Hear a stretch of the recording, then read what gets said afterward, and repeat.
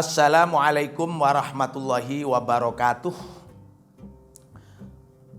Selamat datang di channel baru untuk memahami Al-Quran dengan mudah melalui metode Bituko, di mana kali ini kami hadirkan tafsir kolaboratif dengan menggunakan tafsir Al-Muyassar sebagai rujukan utama. Kenapa disebut tafsir kolaboratif? Karena di channel ini kita akan disuguhi bagaimana membaca Al-Quran secara murattal gaya Bituko. Kemudian uraian tentang tajwidnya,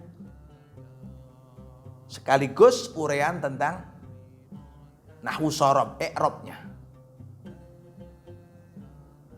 Dan terakhir adalah uraian tentang terjemah bilingual, bahasa Inggris dan bahasa Indonesia. Ini adalah murni dari santri-santri Minhajut Thulab.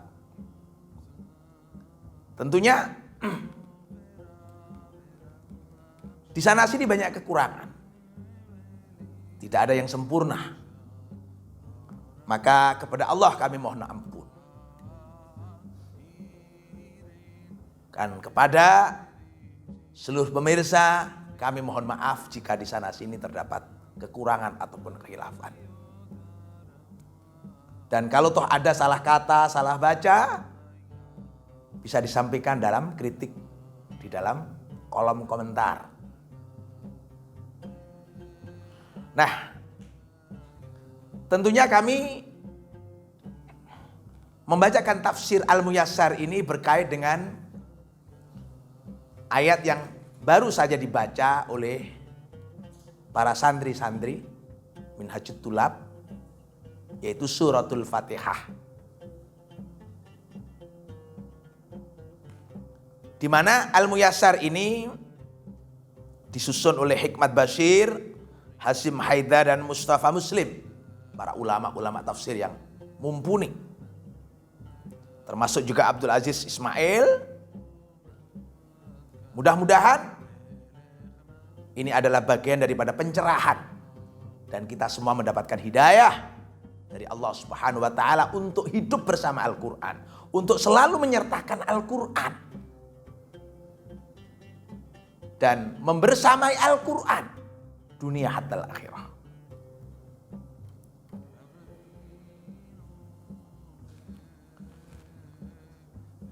Tentunya afdal kalau kemudian kita mulai dengan wasilah suratul Fatihah untuk junjungan Nabi Agung Muhammad sallallahu alaihi wasallam, para sahabat, tabi'in, para ulama, guru-guru, para masyayikh, orang tua kami, seluruh stakeholder wali santri kami, kaum muslimin muslimat, mukminin mukminat, al-ahya'i minhum wal amwat, dan juga memohon semoga Allah memberikan kemudahan dan ridho atas seluruh ikhtiar ini. Al-Fatihah. A'udzubillahi minasyaitonirrajim. Bismillahirrahmanirrahim. Alhamdulillahirabbil alamin arrahmanir rahim. Maliki yaumiddin. Iyyaka na'budu wa iyyaka nasta'in. Ihdinas siratal mustaqim. Shiratal ladzina an'amta 'alaihim ghairil maghdubi 'alaihim waladdallin. Amin. Suratul Fatihah. Sumiyat hadhihi surah bil Fatihah li'annahu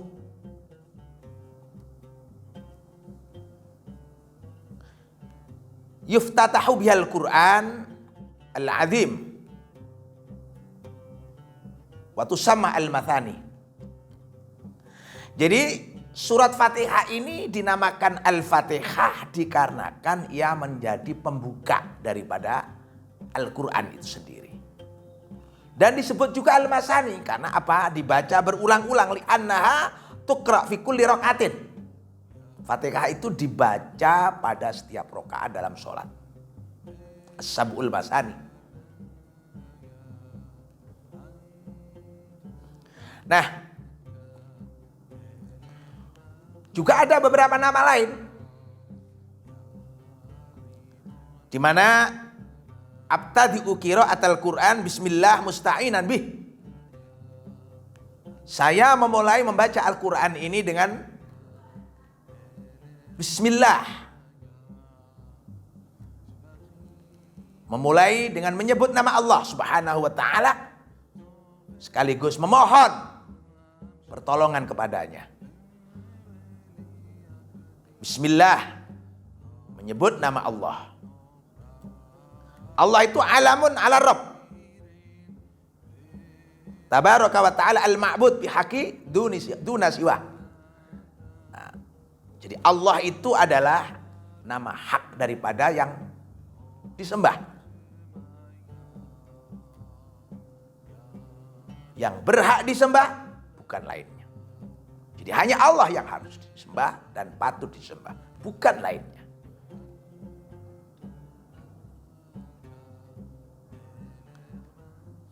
Wa huwa akhassu asma'illahi ta'ala wa la yusamma bi ghairuhu subhanahu.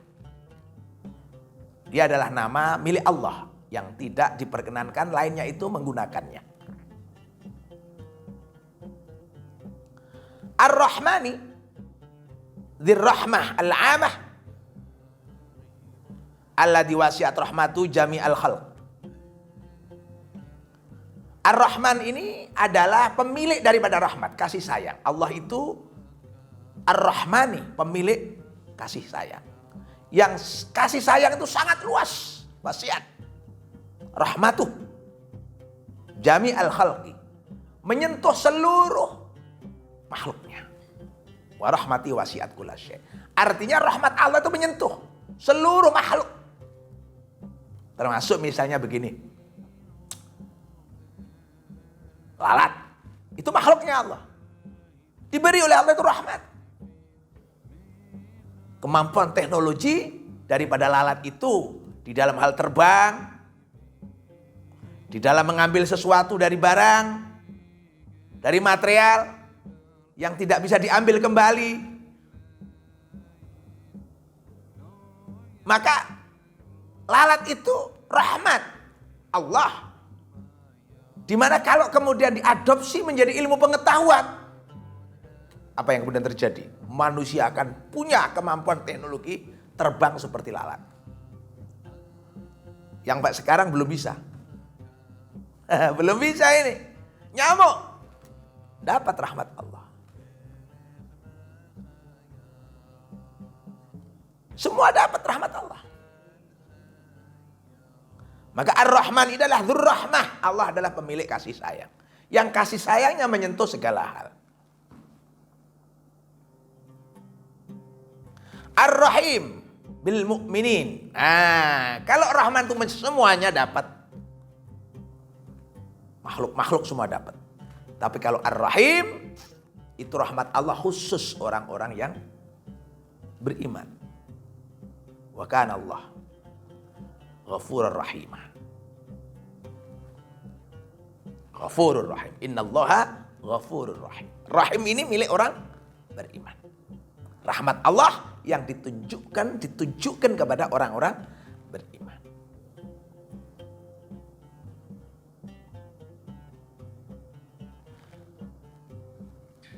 Wa huma ismani baina min asma'ihi ta'ala. Yatadhamman isbat sifatir rahmah kama yaliku bihjalali. Jadi Ar-Rahman Ar-Rahim itu adalah dua daripada nama Allah yang mengandung di dalamnya isbatur rahmah, yang sesuai dengan kebesaran Allah Subhanahu wa taala.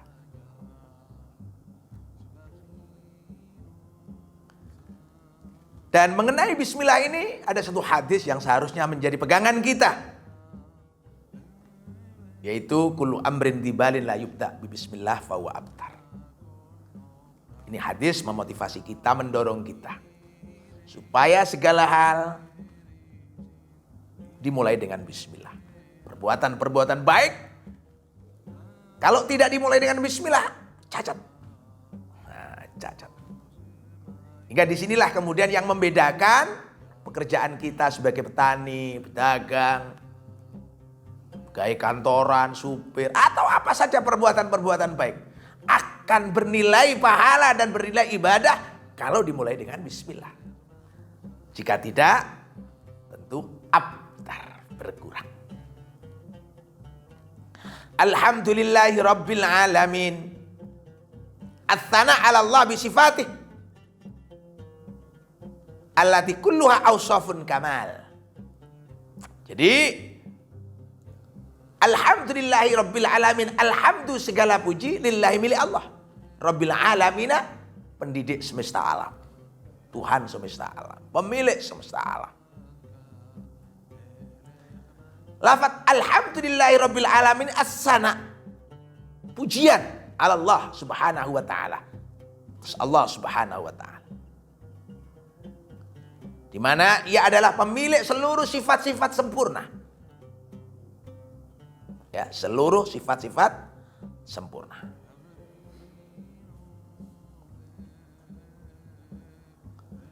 Dan Allah memberikan kepada kita, makhluk-makhluknya, kenikmatan yang luar biasa, yang tak terhitung jumlahnya.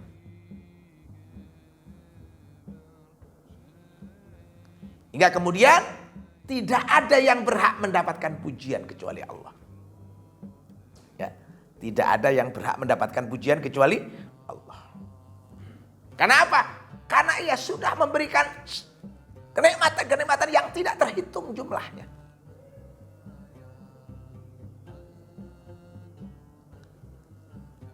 Nah, disitulah kemudian dirangkai dengan Rabbil Alamin. Segala puji milik Allah Rabbil Alamin. Allah itu Rabb semesta alam. Nah, di situ kata Rabb bermakna pendidikan, mendidik. Alam itu dididik.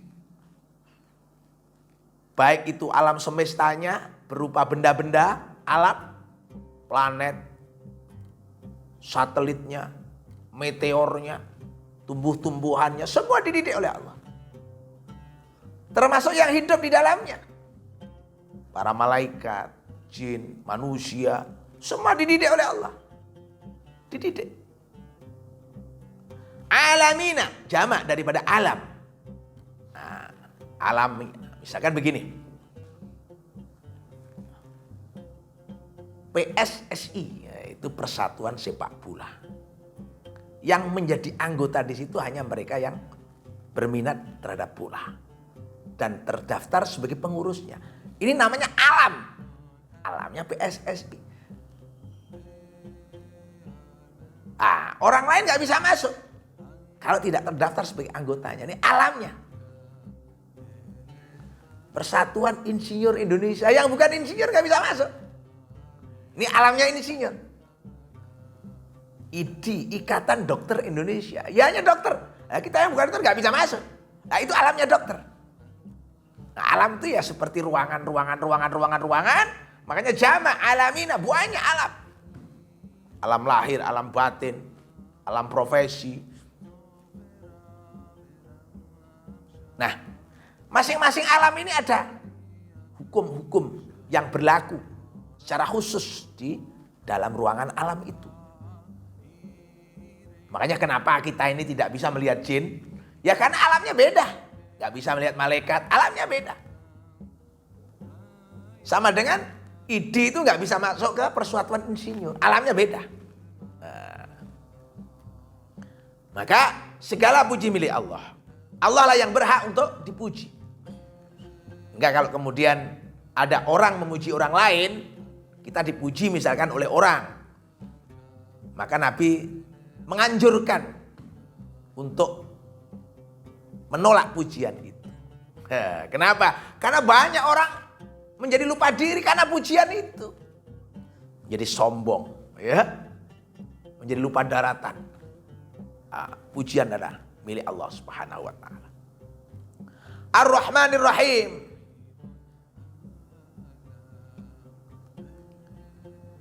Seperti tadi, wasiat rahmatu jami'al khalq. Ar-Rahim bil mu'minin. Ar-Rahman itu seluruhnya makhluk mendapatkan rahmat Allah. Tapi kalau Ar-Rahim hanya pada orang-orang beriman. Maliki yaumiddin wa huwa subhanahu wa ta'ala wahdah. Maliki yaumiddin. Maliku yaumiddin. Wa huwa subhanahu wahdah. Maliku yaumiddin. Yaumil qiyamah. Jadi Allah adalah raja. Sebenar-benarnya raja. Allah adalah pemilik. Sebenar-benarnya pemilik. Yaumil qiyamah. Wa huwa yaumul jaza' 'alal a'mal. Ya. Yaumil qiyamah itu adalah hari pembalasan atas segala amal, reward. Atas segala amal. Maka di sini kalau kita lihat kenapa Maliki Yaumiddin, kita ini satu saat diberi kesempatan oleh Allah untuk melakukan segala hal. Dalam arti pilihan kita.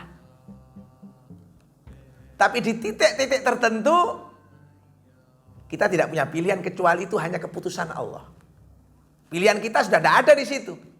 Itu namanya Maliki Yaumiddin. Contoh begini.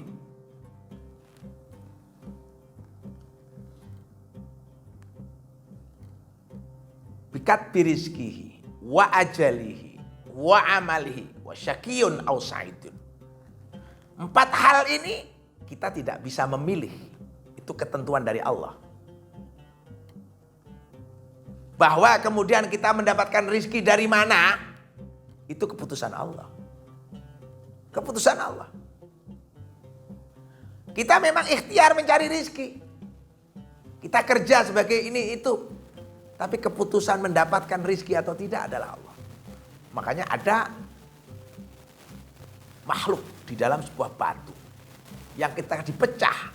Waktu itu Nabi Musa memecah batu. Kaget, di dalamnya itu ada makhluk. Padahal di tengah batu yang gak ada rongga-rongga untuk bernapas. Hingga Nabi Musa kaget. Bagaimana kau bisa hidup? Itu rahmat Allah datang di situ. Dia bisa hidup dengan mengucap tasbih.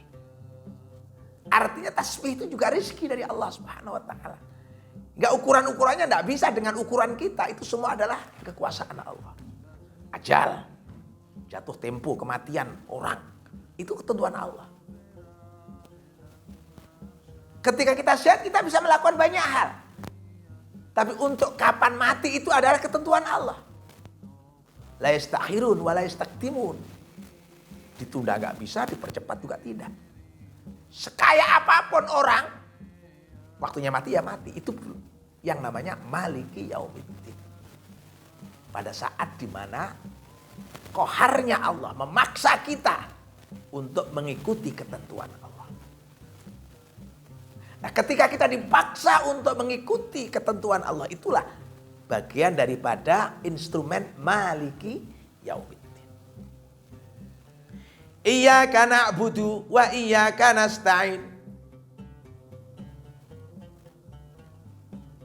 Inna nakhussuka wahdak bil ibadah wa nasta'inu bik wahdak fi jami'i umurina. Iyyaka, kepadamu ya Allah, na'budu, kami menyembah. Wa iyyaka, dan kepadamu ya Allah, nasta'inu, kami semua mohon pertolongan. Ini na'budu nasta'in. Na'budu nasta'in. Kenapa didahulukan na'budu baru nasta'in? Ini adalah pesan, ini adalah isyarat. Kalau ingin mendapatkan pertolongan Allah, beribadahlah. Seberapa banyak kebahagiaan yang kau dapatkan tergantung seberapa lama engkau beribadah. Ini ketemulah rumusnya saja. Makanya dalam ayat lain Allah menyebutkan ista'inu bis sabri was shalah. Isti'anah, memohon pertolongan kepada Allah itu dengan ibadah. Yaitu bis sabri was shalah. Maka di ayat ini disebutkan iyyaka na'budu wa iyyaka nasta'in. Beribadahlah kepada Allah, baru kemudian mohon pertolongan. Artinya kalau kita ingin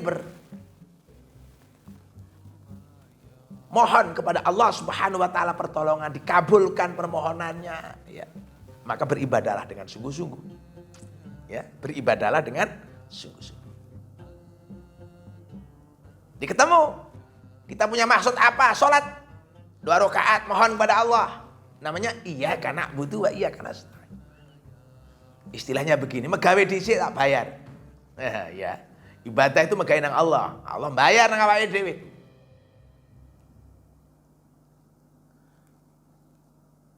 Makanya ada kisah seorang suami yang kesana kemari tidak dapat pekerjaan. Sampai akhirnya dia bertekad bekerja kepada Allah. Masuk masjid dari pagi sampai petang, baru pulang. Ketika ditanya istrinya mau kemana? Kerja. Mau kemana? Kerja. Sampai 3 hari ditanya, kamu katanya mau kerja, pulang kok nggak bawa apa-apa? Dia jawab, juraganku belum membayar. Maka pada hari berikutnya,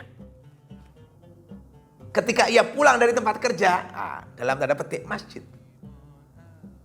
dia mencium bau gorengan, ya istilahnya bau masak, ya bau masak, ikan, bau masak, daging. Kaget lu, dapat dari mana istri saya daging? Saya nggak kasih uang. Begitu masuk, dia tanya, maka istrinya bilang, tadi itu ada orang kesini utusan juraganmu, memberikan bayaran atas pekerjaanmu. Lalu saya belanja masakan yang sekarang saya masak ini. Masya Allah. Maka si istri bertanya, di mana kau kerja? Dia bilang, saya bekerja di masjid, bekerja kepada Allah. Iyyaka na'budu wa iyyaka nasta'in. Artinya apa? Artinya ibadah itu pokok, penting, jangan ditawar dan tidak bisa ditawar. Maka disitulah Allah akan turunkan pertolongannya. Ihdinas siratal mustaqim. Ya Allah, tunjukkan kepada aku, ihdina as-siratal mustaqimah, jalan yang mustaqim. Ila tariqil mustaqim, wa wafiqna ila tariqil mustaqim. Tolong bimbing saya ya Allah untuk istiqamah di jalan.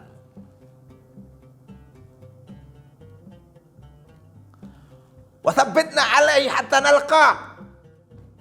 Teguhkanlah ya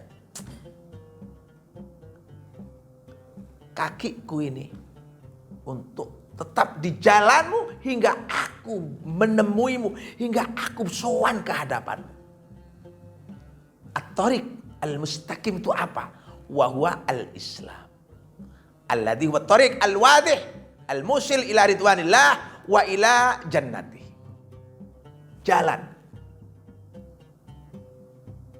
yang mengantarkan kita untuk mendapatkan ridho Allah sekaligus surganya. Nah, apa itu Islam? Tariqil mustaqim dapat Islam.